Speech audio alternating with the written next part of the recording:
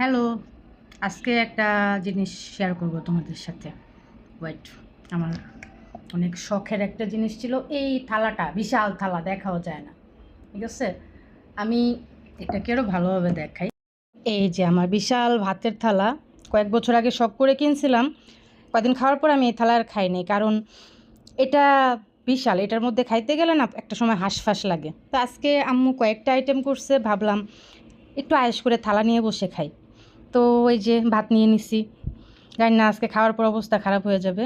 যাই হোক, এখানে পুঁই শাকের সাথে আলু আর শুটকি দিয়ে, এটা গরুর কলিজা, এটা ফ্যাপসার তরকারি ভুনা, আর এখানে আমার পছন্দের হাতে মাখা সালাদ, শসা, টমেটো, কাঁচামরিচ, পেঁয়াজ সব একসাথে।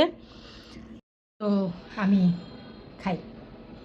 আর আরেকটা জিনিস, আমার মা আমাকে শুটকি দিয়ে সালাদ খাইতে দেখে জিজ্ঞেস করছে, শুটকি দিয়ে কথা আটকেছে, সারাদিন পরে খাইতে বসছি, যে শুটকি দিয়ে সালাদ খায় কেমনে, দেখাই কেমনে খায়। এই যে ভাত শুটকি দিয়ে মাখছি, তারপরে এখান থেকে একটুখানি সালাদ নিব, একটু টমেটো নিব, তারপরে এটাকে সুন্দর করে লোকমা বানায়া, ঠিক আছে, সরাসরি মুখে চালান দিয়ে দিব।